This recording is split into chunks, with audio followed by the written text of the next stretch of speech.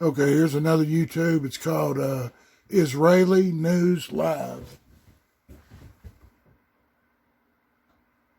To the United States, as far as the Constitution, a republic, a constitutional republic. Are we a constitutional republic? Is President Trump actually in power?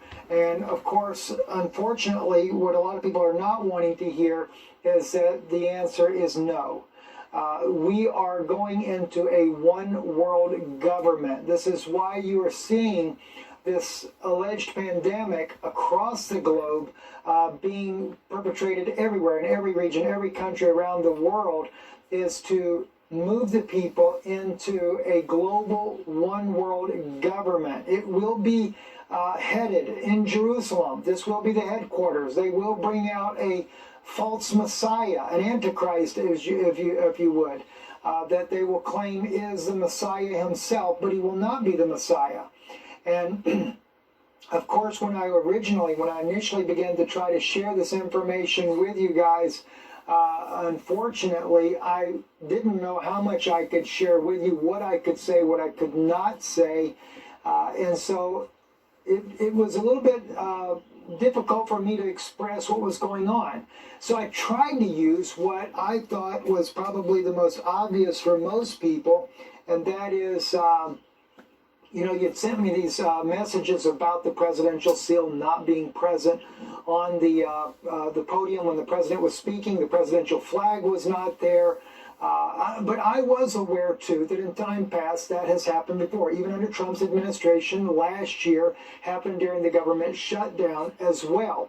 So it wasn't that I was not aware of this, but the information that I was being given was completely had nothing to do with presidential seals being present or not present. It was definitely inside information.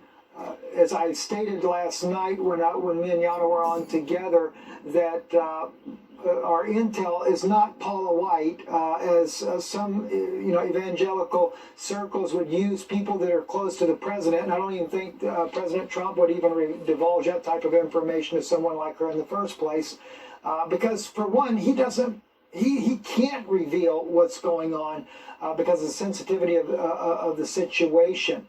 And initially, I had gotten a response letting me know that Mr. Trump is no longer commander-in-chief, okay? No longer commander-in-chief, and due to concerns of the resulting civil war, he will be permitted to continue his role as president.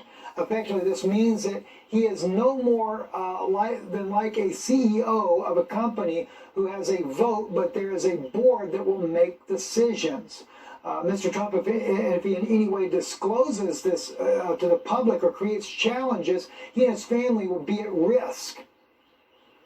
And I have spoken with all of my different sources from around the world, intelligence sources, about this situation, and many of them, in fact all of them, could certainly believe that this is a very plausible scenario that's been shared with me.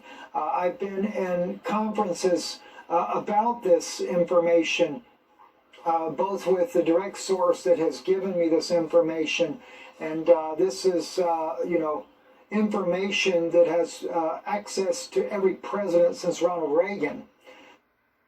Okay, folks, that was Israeli News Live, YouTube.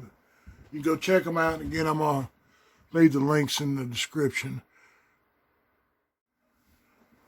Okay, this YouTube channel is called High Impact Vlogs. High Impact Vlogs. Your ass is grass. Do you understand? And if you... I'm done with this shit. So, be looking out for those cops. Alright, I will. I'll be looking at those those cops. cops. Shelter in place. Go ahead, put me on social media. You're a little pop. Seriously? And seriously, I called the cops. I can't... Wow, I'm so scared. I'm so scared. Meanwhile, face coverings while out in public are now mandatory in Riverside County, and residents who don't comply could face a hefty fine.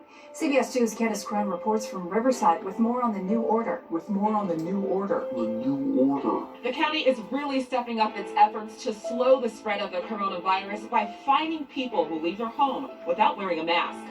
And the fine for violating the order is $1,000 per day per violation.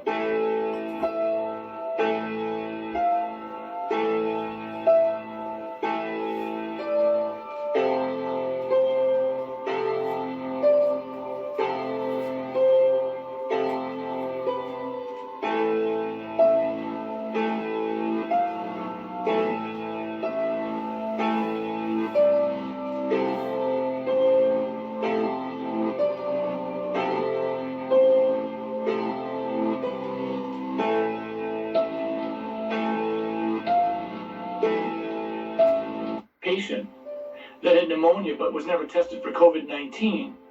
But sometime after she came down with pneumonia, we learned that she had been exposed to her son, who had no symptoms, but later on was identified with COVID-19, that it would be appropriate to diagnose on the death certificate COVID-19.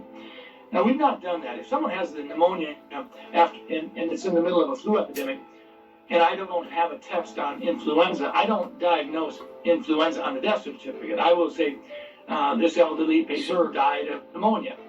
I don't mean to interrupt you, but my heart is sinking right now as you're telling me this. You're a doctor. Why in the world would they be sending you out information to fill out death certificates, whether the person's been diagnosed with COVID-19 or not, but then to say in the death certificate... This doctor's name is Dr. Jensen. I just saw it. Anyway, this is High Impact Vlogs.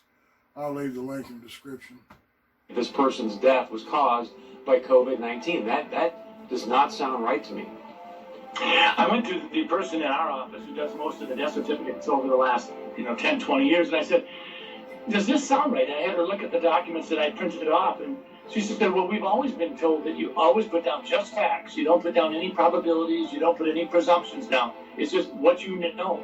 And so this is concerning, and it actually gets to your point, Chris. When we start talking about the data that goes into the modeling, we have to ask ourselves a question. Are we being forthright? Are we sharing with the public? Minnesota, North Dakota, we don't need to be having it sugar-coated. We want to know what's going into your modeling.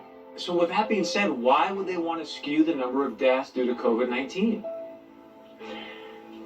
Well, fear is a great way to control people, and fear is a great way to control people, and fear is a great way to control people, and I worry about that. I worry that sometimes we're so darn interested in just jazzing up the fear factor.